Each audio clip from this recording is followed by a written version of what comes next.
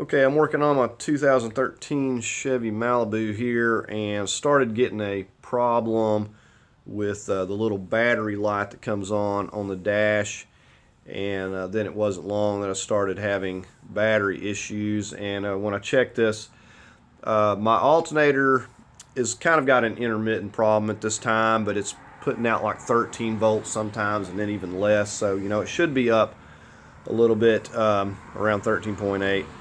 But anyways, we're going to go ahead and get this alternator replaced on here, and I'm going to show you the one I've got here.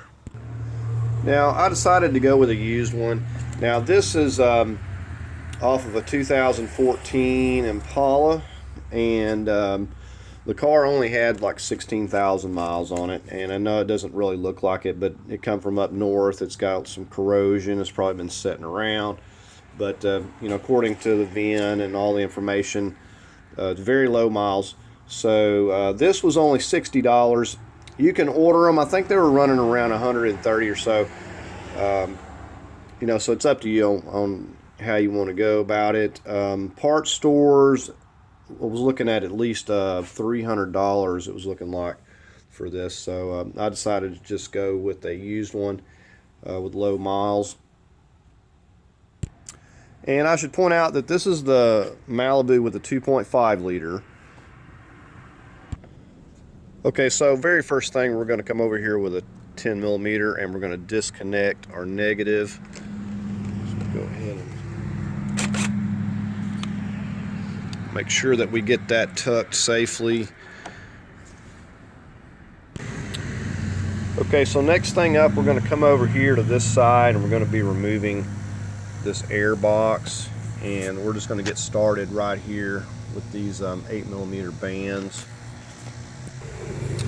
Okay, so we'll just go ahead and take our 8 millimeter and loosen these off.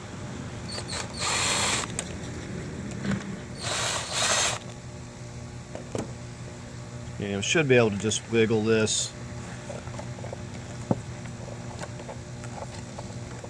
Now I've got a screw missing on my part of my intake over here. That's why it's loose.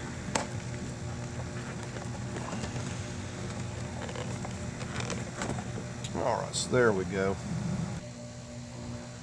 Let's give that a push down right here.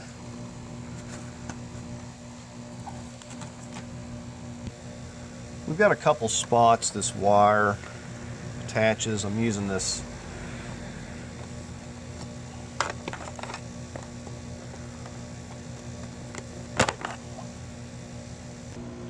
Okay, we got another one right here, and then we just get that out of the way. Okay, from here we'll just pop this up. It sets down into some little grommets. You can see one of them right here it pops into. There's another one over here you can't see, and then it just sort of snaps in right over here. So you just kind of start by giving it a tug, and then you just kind of pop it up, and it may really grab on, but it should come out of there like that. Let me just flip this over, I can show you. So you see the little plastic pieces that pop down in there, and then you can just remove this whole piece out of the way. Okay, and with that box out, we can actually see the alternator down here at this point.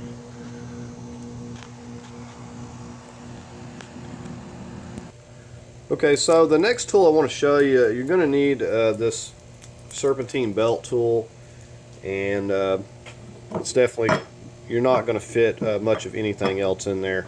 So you have to have, now you notice I got two bars. This one is a 1/2 inch, and this one's a 3/8. Now this is the one that's going to go into the tensioner, the square on the tensioner. And basically this end has, you see this little shape here, that allows you to move, to put this 3/8 in any orientation that you want and be able to get leverage to move this. So we could have it, hooked up like this or or whichever way that we need to get it. So the first thing we're going to do is just get this piece right here, this bar in place. Okay, so if you come right down here, like below where this grommet is, you can see the tensioner, and you can see that square right there. That's what we have to attach our bar. Okay, so I'm going to take my 1/2-inch bar, and basically I'm going to be running it horizontally here.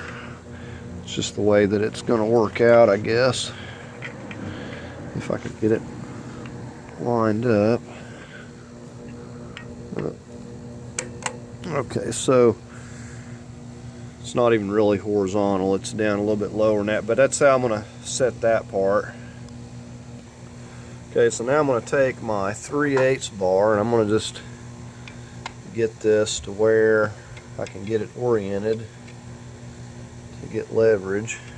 Okay, so it looks like it's going to go about like that. So basically all I need to do is get enough leverage to where I can pop the belt off down here on the alternator. So I'm going to just go ahead and... Alright, so that worked out just fine. Okay, so just so you can get another look at this, this is how I've kind of got it set. And like I said, you can pretty much get leverage at any angle with these bars, and I've just popped it off right there. If it falls off up here, it's fine. I have to put it back on, but that's all I need to do right there to get access to this. So next thing we're going to do is we've got a couple of connectors on our alternator. And you see the first one there. We're just going to give that tab a squeeze. Okay, so we're just going to give that tab a squeeze, and it pops right off there. Okay, now I've got one more wire, and I'm going to be using a little micro ratchet, but I got a little rubber boots on the back side. I'm really not going to be able to show you this at all, but I've got a 13mm, and I'm using just a small 1/4 inch drive. Now this is going to be fairly tight, so you may have to use a little cheater bar to get it loose.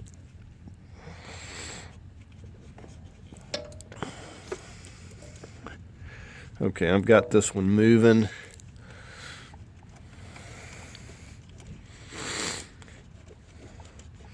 So I had to peel the little rubber boot out of the way to get to this one. I'm just reaching back in here. It's really not that difficult. It's just really tight to start with. So we got that nut off there.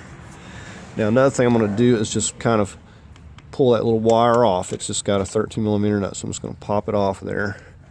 And there, you see how I pulled that rubber boot back, and there's that wire that just gets fastened.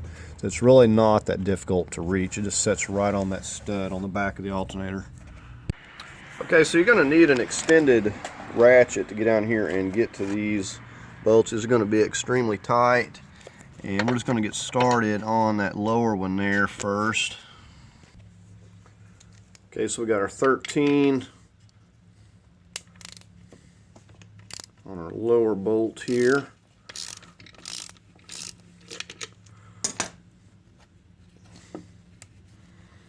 I'm just showing you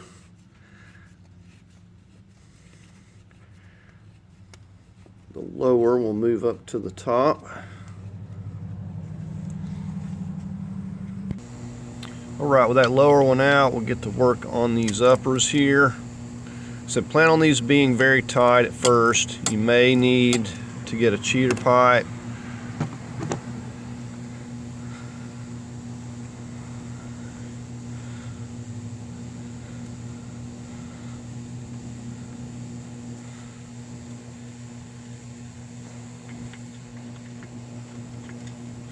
Okay, there's our second bolt.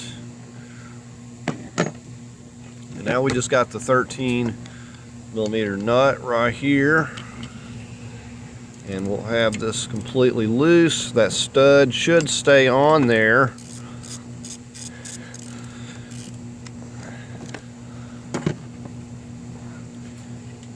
And that way it doesn't fall. Alright, so now we're just going to working on lifting this up and out of here.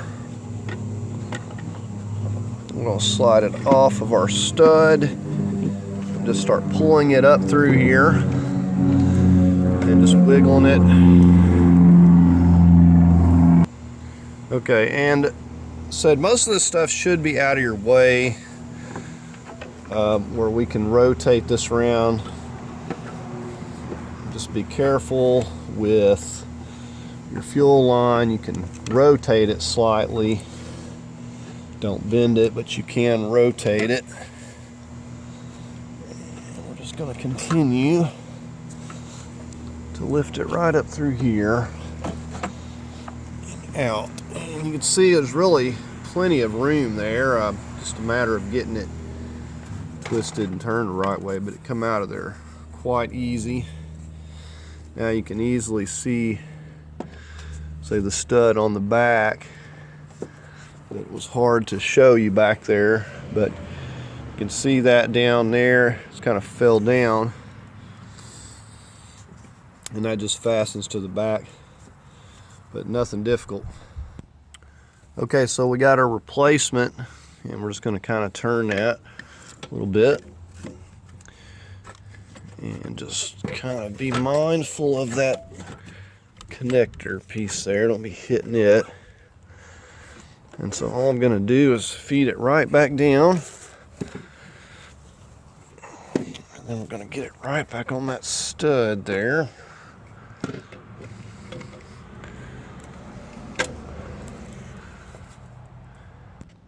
Okay, so I wanted to give you another view on this engine here just because it's easier to show you. So all I did is slipped it on to that stud, and then we can either get the bottom one back in here, or we can put this bolt up into the top one here, and this just kind of gives you a better view. So you can see how we get our 13 millimeter nut on here. And then we just got to get these snugged up. Now, ideally, I'd like to go about 35 foot-pounds, 25 to 35 on these. And we also want to put a little bit of medium Loctite. And of course, this is the connector that's hard to see. We got to slip the cable on here, and it's got the little rubber boot, but it's really simple. You just slip it on here from the back, snug up the 13 millimeter nut, and then you just slip the little rubber boot back on there, and that's all there is to it. And you see how easily that it came out there. I'll give you another view from here so you can just see how it's set on here. So other than this cable and then this connector, snugging these up, that's all there is to it. So we are going to put some medium Loctite on here. Okay, so we've got all the bolts in the alternator. At the most, you may have to wiggle this around to either get your bottom or your top bolt into alignment. You may have to shift it around a little bit, but other than that, it should go on pretty easy. I'm just reaching and snugging all these up here, and then I'm going to get the torque wrench. Okay, so I'm just working on torquing these. I was kind of feeling them out. I feel like 20 foot-pounds is plenty for these bolts. They're not really big. We do have Loctite on them. I was able to get to the lower. We're going to get to the upper here now. Now, the torque wrench probably is not entirely necessary, but you know, the main thing is to not be over tightening them. So that one there is good. I was trying to go 30. I felt like that was a little bit too excessive.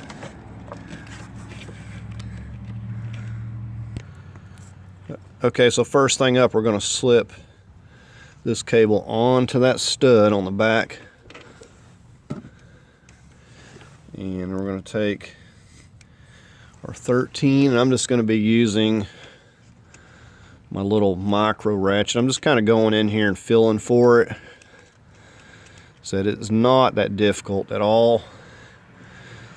I'm going to get my little micro ratchet down here and snug that up.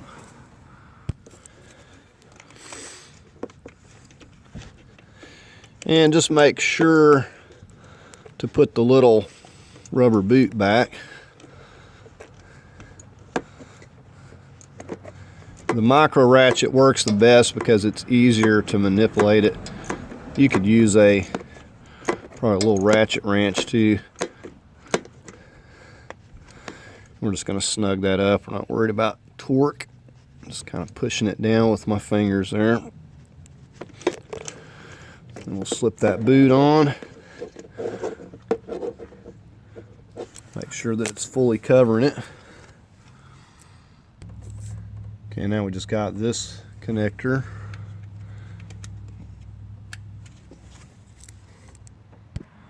Okay, we'll make sure that we've got our belt back around the pulleys where it needs to be before we go to slipping it back onto our alternator here. Right, so we'll just push this tensioner.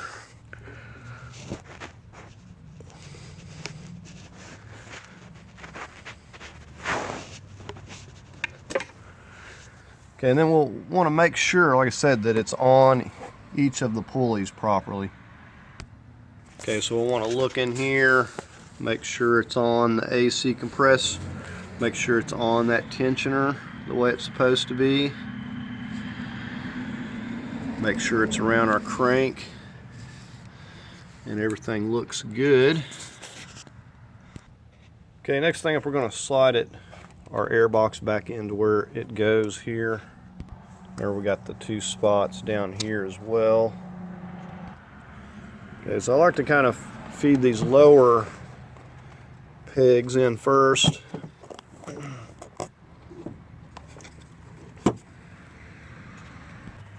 And then we just slide this up here down into place.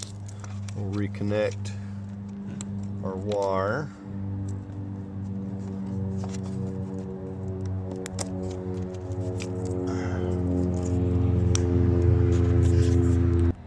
We wrap this back around here.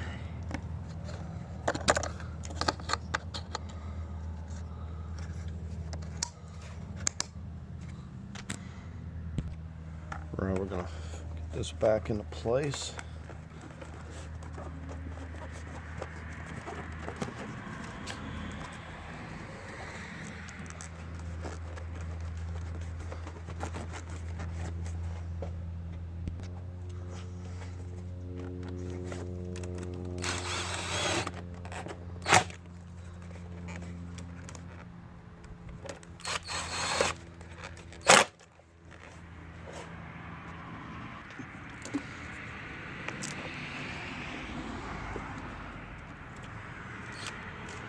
Got our 10mm.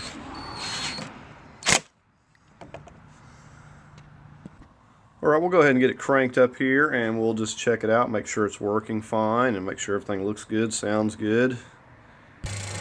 Alright, so I was just checking it out. The volts look good. The battery light has not come on yet, so I'm going to keep an eye out for that, but I'm happy to have a lower mild alternator on here for sure. So you know, if it does come back, then we could possibly have another issue, but for now it appears that this is going to be the culprit, and that alternator had 100 and, you know, close to 190,000 miles on it.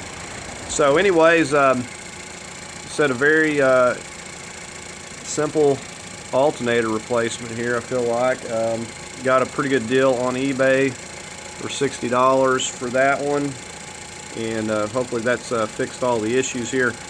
So anyways, that's going to do it for the video. I hope you found it helpful. If you did, give it a thumbs up. If you'd like to leave a comment, please do so. As always, I invite you to subscribe, and thanks for watching.